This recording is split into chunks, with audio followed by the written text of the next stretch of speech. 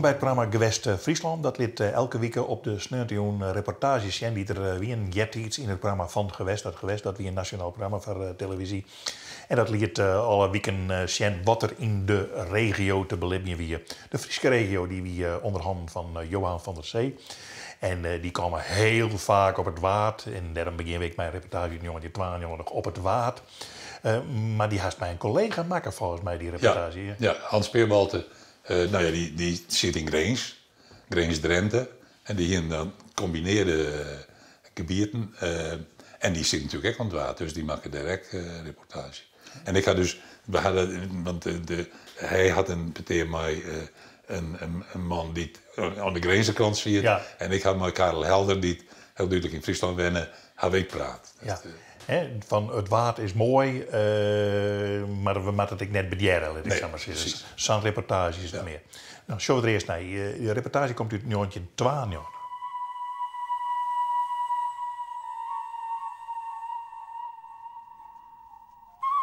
Het Wad vormt een van de belangrijkste natuurgebieden van Europa. Daar is iedereen zo langzamerhand wel van overtuigd. Daarom houdt de regering sinds 1980 een beschermende paraplu boven het gebied in de vorm van een PKB, een planologische kernbeslissing waarin gewenste en ongewenste ontwikkelingen aan regels worden gebonden. Die PKB is nu aan herziening toe en op de inspraakbijeenkomsten die kort geleden voorafgingen aan de besluitvorming kwamen alle belanghebbende partijen hun zegje doen. Want de belangen in dit gebied zijn groot en tegengesteld.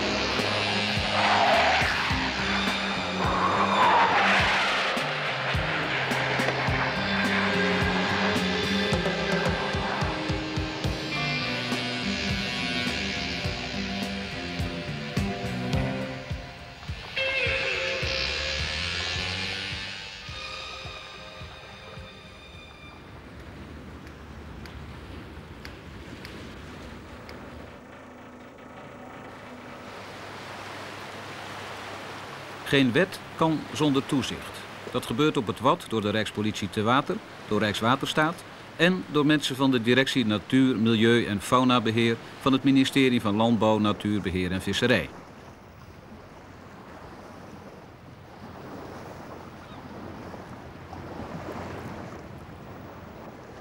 Die dienst controleert met 3 schepen. In het oostelijk deel van het Wad is dat de Harder. Een van de 2 schippers is John de Boer. Hij vindt de nieuwe PKB een verbetering. Hij is in ieder geval zo bijgesteld dat het inderdaad wat meer perspectief biedt voor de bescherming van het gebied. Alleen op een aantal punten hadden ze voor mij de zaak wel wat scherper mogen stellen. Wat voor punten bijvoorbeeld? De visserij en de aanlandingen van gas of andere zaken door de Waddenzee, de mining, dus het boren, het seismisch onderzoek. Ik denk dat dat misschien nog wel iets zou kunnen zijn wat iets scherper gesteld wordt. Voor de rest dan denk ik dat we toch tot 2010 goed met deze nieuwe nood uit de voeten kunnen. Tussen alle grote belangen van de industrie, van defensie, van de visserij lijkt 1 groep in de knel te raken: de wadvaarders. Mensen die met hun platbodems over het Wad zeilen en die zich graag op een zandplaat laten droogvallen. Hun vrijheid dreigt door gemeentelijke verordeningen en mogelijk ook door de nieuwe PKB te worden beperkt. Er is eigenlijk niet mooier gevaren dan op de Waddenzee. De spanning die je hebt met eb en vloed, of je niet vastloopt zoals nu ook. We gaan nu richting Ameland. Nou komen we op tijd over het tij heen. Nou, als dat niet lukt, dan lig je daar een uur of 6, 8, lig je vast. Nou, allemaal dat soort spanningsvelden op het Wad. Dat heb je niet op het IJsselmeer, dat heb je niet op de Noordzee. En het Wad heeft daarnaast natuurlijk ook een hele hoop andere eigenschappen die je gewoon niet vindt op het IJsselmeer. Dit natuurgebied is zo mooi, we verstoren niks, we zijn gewoon een aanwinst voor de Waddenzee. En we hebben hier altijd gevaren, waarom zouden we nou uit moeten? Pak de grote jongens maar aan, die echt vervuilen. Wij vervuilen niet. Maar zijn jullie toch niet een beetje bezig om een toch tamelijk luxe hobby te kunnen doorzetten door actie te voeren en zeggen we mogen er toch in? Luxe hobby is het dus absoluut niet. Hè? Recreatie is een van de belangrijkste alternatieven voor mensen die gewoon werken. Wij hebben dan de scheepvaart gekozen, de waterrecreatie. Dat is een van de belangrijkste dingen om te ontspannen. Een van de mooiste dingen die je in je leven hebt. Nou, dan is het Wad nog een keer extra mooi als je daarvan kan genieten. En dat moeten ze ons niet afnemen.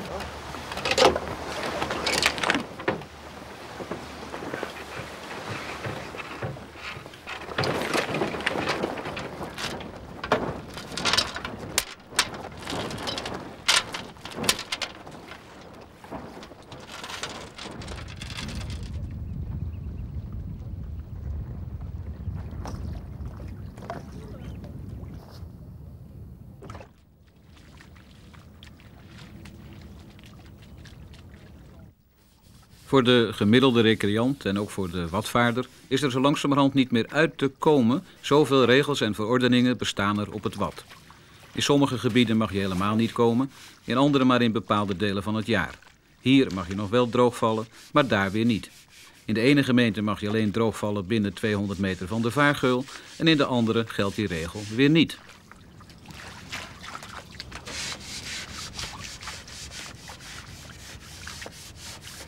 Is dit nu een plek waar je mag droogvallen?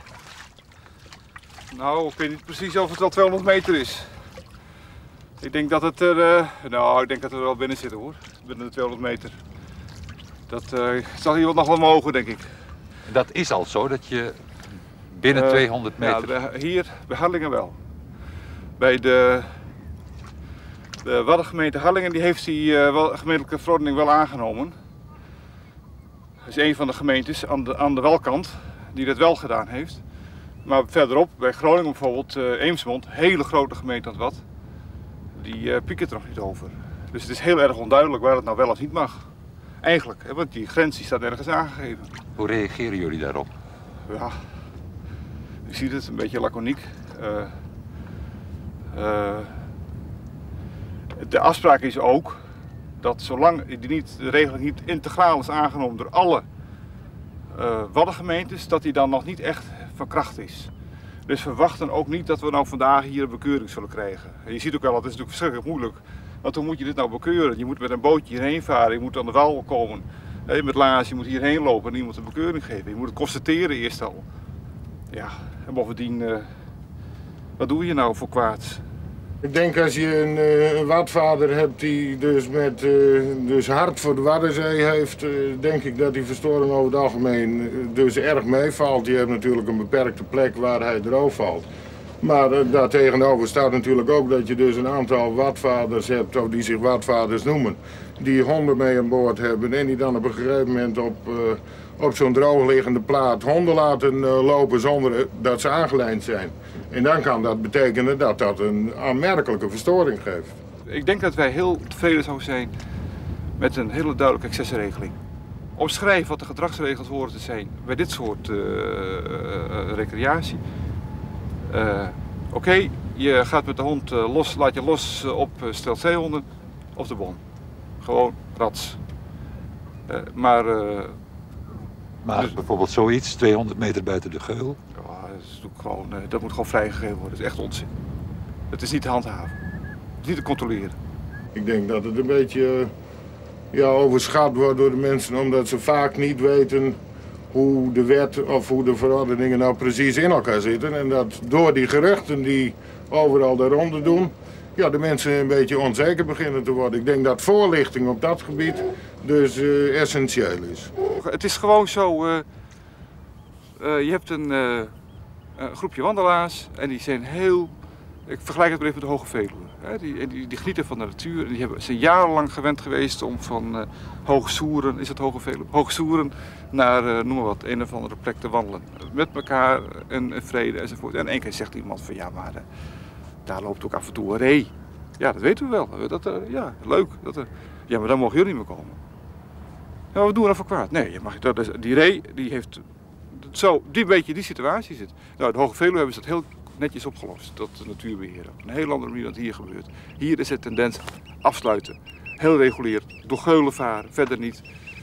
Interessante plekken, dus echt interessante plekken. Bijvoorbeeld de oostputten van de eilanden zijn voor watvaarders heel belangrijk. Want dat zijn schuilplaatsen van oorsprong.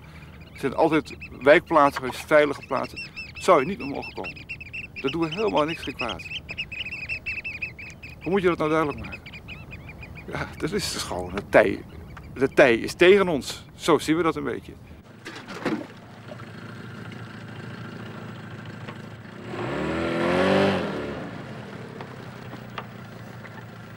Wat is diepte? 1,90. De mensen van de Directie Natuur, Milieu en Faunabeheer doen naast hun controlerende taken ook veel aan veldwerk. Het verzamelen van gegevens voor wetenschappelijk onderzoek. Zoals hier, een inventarisatie van de kokkels. Deze schelpdieren worden in hoog tempo weggevist. En hoewel deze vorm van visserij in de nieuwe PKB wat zal worden teruggedrongen, is dit een van de grootste bedreigingen van de waddennatuur. Daarmee vergeleken vallen de eventuele problemen die watvaarders kunnen veroorzaken in het niet.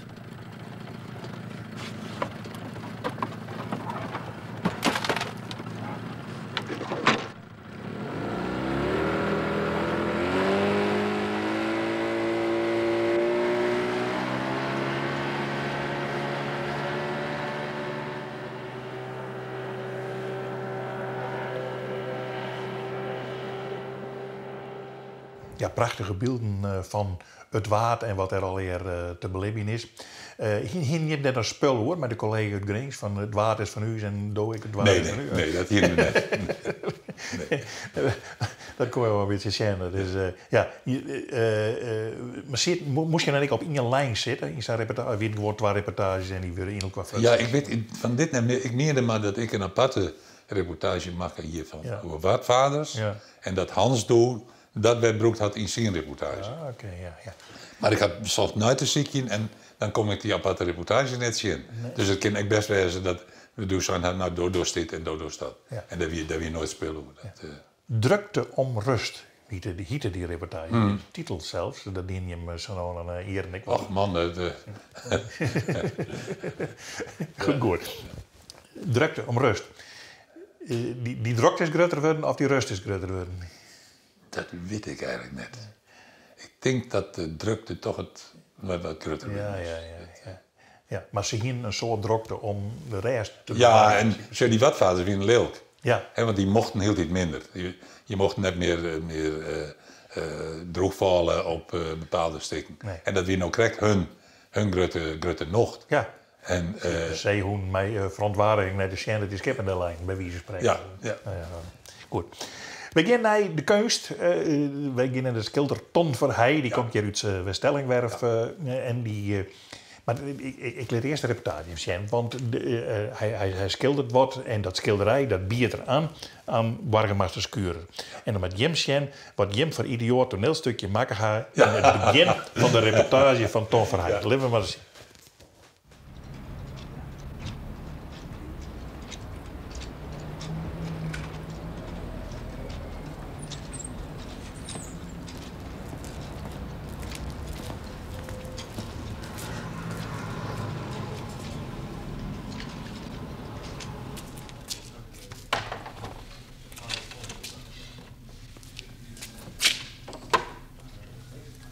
Burgemeester, bedenk dat van nu af aan 20 eeuwen Stellingwerfse geschiedenis op u neerzien. Een geschilderd monument, dat naar ik hoop u en het Stellingwerfse volk blijvend zal inspireren.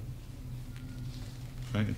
Dank u wel, meneer Verheij. Graag gedaan, burgemeester. Graag gecomplimenteerd met 3 jaar noeste arbeid, waarvan nu het laatste deel in ons gemeentehuis geplaatst wordt. Het is nu koek en ei tussen het gemeentebestuur en Ton Verheij. Dat is anders geweest. Toen Verheij in 1980 opdracht kreeg een portret van de koningin te maken, werd dat een landelijke rel. De gemeenteraad vond het portret niet mooi en het moest na een paar dagen uit de hal van het gemeentehuis weggehaald worden. Ik vrees dat mijn reputatie als portretschilder wel een behoorlijke duw erdoor gekregen heb. De mensen denken nu gewoon dat ik het niet kan, dat ik maar wat aanklungel. Maar dat is natuurlijk helemaal niet waar, want ik heb het portret van Beatrix met dezelfde intentie gemaakt van een soort verheven uitdrukking van de mens uit de beelden. Dus die boven de fotografie uitstijgt. De perikelen rond het portret van de koningin leidden ertoe dat Verheij met het gemeentebestuur om de tafel ging zitten om problemen in de toekomst te vermijden. Daaruit kwam de opdracht voort om de geschiedenis van de Stellingwerven te gaan schilderen. Nu werk ik voor het volk, voor het Nederlandse volk, voor het Stellingwerfse volk. De brede lagen ervan en niet een kleine elite die toevallig ingevoerd is in de moderne kunst, die daar alles van weet. Dat is een hele kleine groep in Nederland. En dat bevalt? Ja, ik voel me volksschilder. En terecht, want de kunst behoort het volk toe.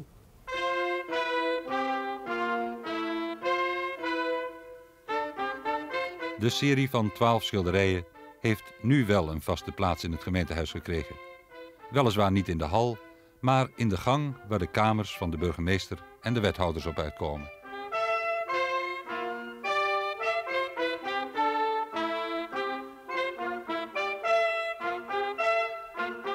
De opdracht was om zo herkenbaar mogelijk te werken. Het is geen moderne fratsen. Nou, die wens is voor mij geen beperking. Want mijn voorkeur gaat uit naar de traditionele kunst van voor 1900. En dat komt ook overeen met de gemiddelde smaak hier van de mensen in het gemeentehuis en van de bevolking. De opdracht was, dat wil zeggen dat het gemeentebestuur zei, meneer Verheij, maakt u dat voor ons? Ja, ik kon me daar wel in vinden. Is het terecht dat een opdrachtgever zegt, u moet dat zo en zo doen? Ja, vind ik heel terecht. In de vorige eeuw was dat heel normaal dat een vorst of een kerkvorst een opdracht gaf aan de kunstenaar voor een Maria ten Hemelopneming of iets dergelijks. En er kwamen ontzettend veel voorschriften bij, zo tot aan de kleur toe. En de kunstenaar maakte daar toch iets heel moois van. Ik kan me ook voorstellen dat de kunstenaar zich tegenwoordig dan een soort hofschilder voelt. Ja, dat hoort niet bij het moderne denken, maar ik voel me daar juist in opdracht ontzettend thuis. Die gebondenheid juist, weten waar je toe bent en weten dat je daarmee ook een bepaalde waardering oogst.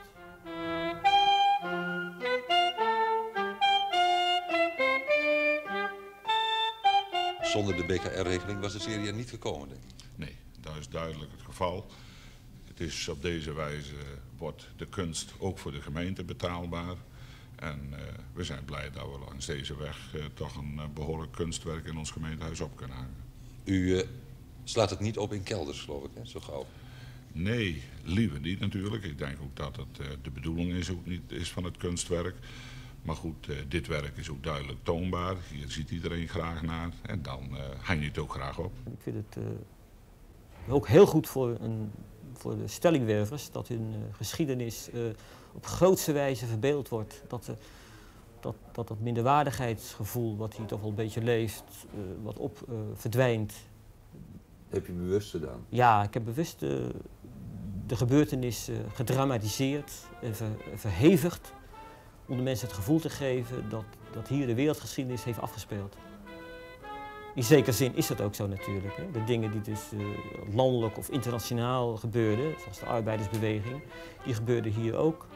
De weerslag daarvan.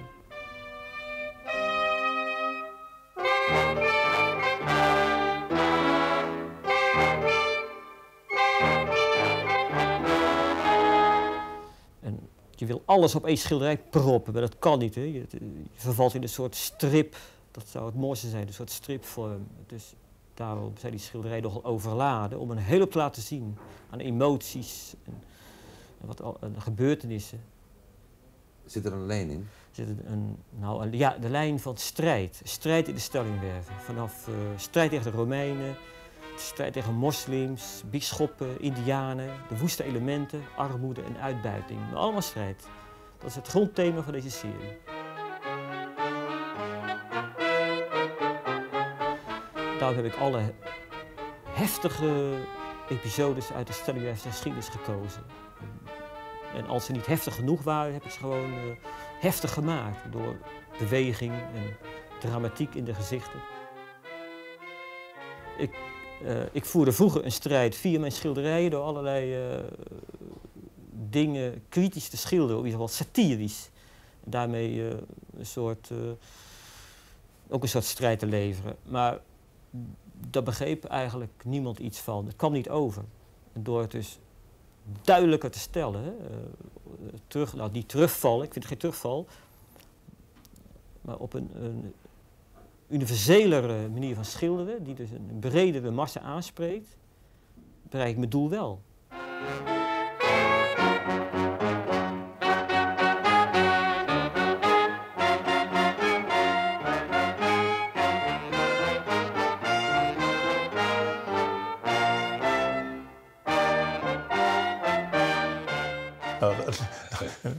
De reportage werd haast voorbij, maar dan zitten we nog aan het eerste stukje. Ik had ook waarschijnlijk zei van, nou, ren maar dat schilderij naar binnen. En dat vond ik dan nog net zo slim. Maar vervolgens het aanbieden aan burgemeester Schurer, dat weer wel Osa in scène zet. Ja, want er zie je het net in te klappen met dit verhaaltje. Nee. Die mensen alleen maar hoort. Wij winnen er alleen bij deze tastoon. Ja. En ja, de betingst wat en dan letter. Nou, we hadden uitgestuurd, dus... Maar ik wil heel voorzichtig zitten dat ik wel eens betere schilderijen van de koningin zien. Ja, dat mag. Maar dat schilderij van de koningin komt uit een... of de beelden daarvan komt uit een jerdere reportage die wij maken over de BKR-regeling in West-Stellingwerf. Ja. En daar weer een wethouder en die bepaalde eigenlijk welke kunstenaar wel en welke kunstenaar net. Dus wat hij mooi vond, dat mocht in de regeling. En wat er net mooi vond, dat mocht net. En toen kwam echt nog dit schilderij erbij. En daar maak ik bij shots van, doet het nog in het gemeentehuis hong. Maar ja, toen kwamen er mensen zeggen, ja, maar dit is de koningin helemaal net. En dit is het appelvrouwtje waar ze wel neemt.